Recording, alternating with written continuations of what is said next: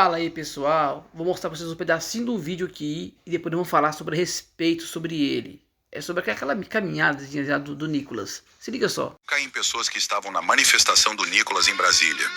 Aí eu te pergunto, isso é normal?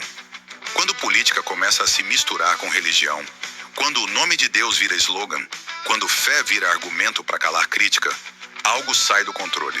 Fé é algo íntimo, pessoal, sagrado para muita gente. Viu aí? Nesse vídeo e vários outros vídeos, eles estão começando a colocar esse raio como se Deus tivesse mandado nas pessoas por causa daquela caminhada do Nicolas, que ele começou a falar de Deus ali, fazendo oração, não sei o que lá mais. Mas será que Deus ia fazer uma coisa dessa? Você mandar um raio no meio de 70 pessoas, ferir um monte de pessoas e 8 ficar gravemente feridos? Quem responde pra gente essa pergunta é a Bíblia. Vamos dar uma olhadinha? Vamos ler aqui, ó. Tiago, livro de Tiago 1,13. Diz assim, ó. Quando estiverem sob provação, que ninguém diga, estou sendo provado por Deus. Porque com coisas más, Deus não pode ser provado, nem prova a ninguém. Mas cada um é provado a ser atraído e seduzido pelo seu próprio desejo. Então, o desejo, quando se torna fértil, dá à luz o pecado. E o pecado produz, quando consumado, produz a morte. Viu que esse texto está falando, ó, vou voltar lá de novo. Quando tiver sob provação, que ninguém diga, estou sendo provado por Deus. Porque com coisas más, Deus não pode ser provado e nem prova nada a ninguém. Deus não precisa de causar um mal para provar que Ele é Deus. Ele é Deus, Ele é supremo. Ele não precisa de provação de ninguém, não. Ele sempre vai ser Deus. Quando antes da humanidade existir, Deus já existia. Ele não precisa de aprovação dos seres humanos. O ser humano precisa, mas Deus não precisa. Tem outro versículo também. Aqui em Jó 34, versículo 10. Todo mundo conhece a história de Jó, né? Esse é um dos maiores exemplos. Jó era rico, era bem sucedido, tinha muita riqueza, família, tudo mais. Jó foi ao fundo do poço. O que acontece aqui?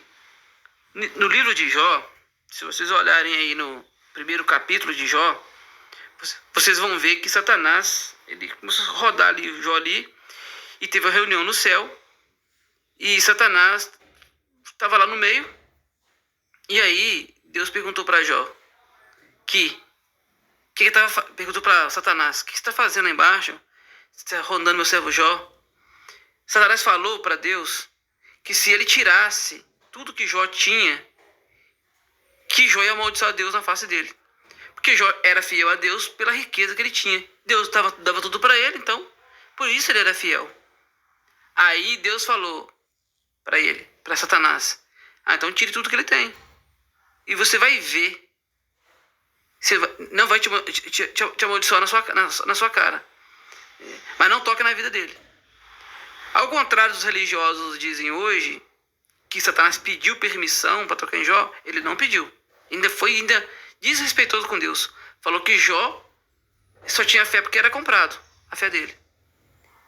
Mas com tudo que aconteceu com Jó, com toda a dificuldade que aconteceu na vida de Jó, com tudo que aconteceu com ele, né? Ele, olha o que diz aqui no versículo 10 do capítulo 34. Isso aqui não é Jó falando. Jó teve um momento que começou a achar que era muito...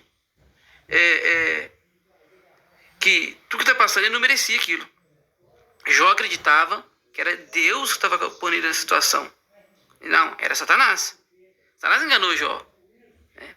Ele tirou o que ele tinha, mas fez ele acreditar que era Deus que estava fazendo isso. E Jó falou, Deus me deu, Deus pode tirar. Ele aceitou isso. Ele estava se achando muito justo pelo aquilo que estava passando. E aí um amigo de Jó, que chama Eliú, olha o que ele falou para Jó.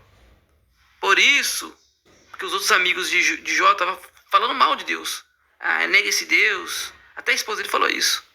Olha o que Eliú falou para aqueles homens. e para Jó. Por isso, me escutem, homens de entendimento.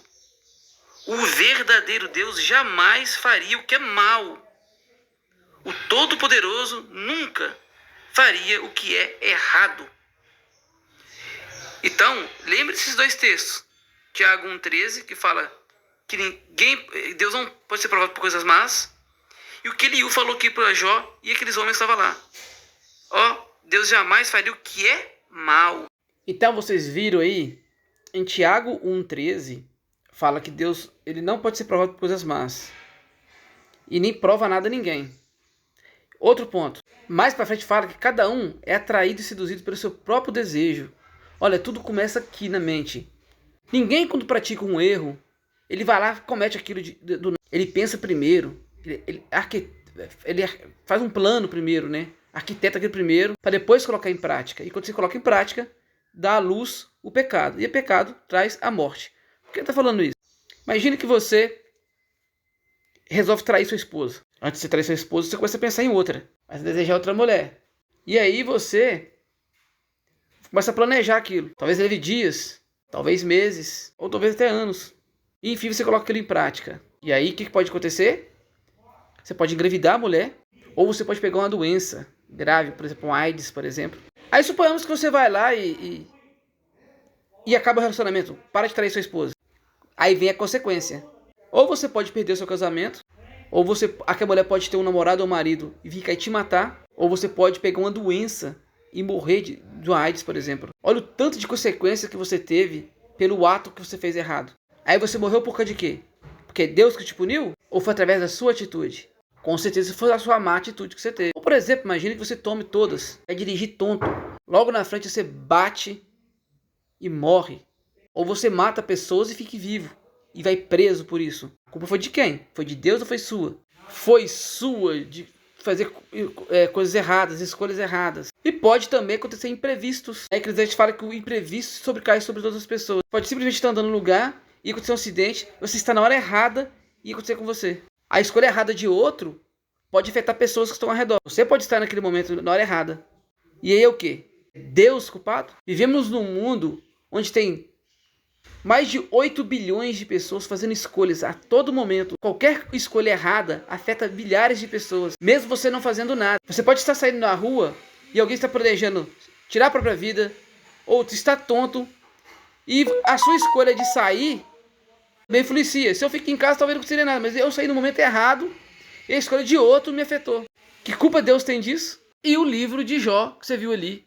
Olha que tragédia aconteceu com Jó. Jó acreditava que era Deus que estava colocando ele na situação. Era o próprio Satanás. Aí Eliú falou, Deus jamais faria o que é mal. Jamais faria o que é errado. O que aconteceu ali com o pessoal do Nicolas ali foi uma punição divina. Foi simplesmente um acaso, uma coincidência, de cair um raio justamente na hora que ele estava passando. Como o Satanás não perde tempo, ele atribuiu essa coisa ruim a Deus. Assim como ele fez com Jó. Tudo que tinha de errado na vida de Jó, ele fez que Jó acreditasse que era Deus que estava fazendo. A verdade é que ainda Deus não está punindo ninguém ainda. O julgamento não chegou ainda, gente. Ainda estamos em tempo de se arrepender, aprender sobre as coisas de Deus, saber o que ele gosta, o que ele não gosta. Ainda estamos em tempo de aprender a fazer o que é certo e largar o que é errado. Mas sim, no dia certo, a Bíblia diz que vai vir o julgamento. E aquele que anda errado, ele vai ter a sua punição. Lembre-se da cidade de Nínive. O povo fazia tudo o que era errado. Jonas foi lá e pregou para que eles se arrependessem. Aquela cidade ia ser destruída, assim como foi destruída Sodoma e Gomorra. Mas o povo se arrependeu e eles não foram mortos.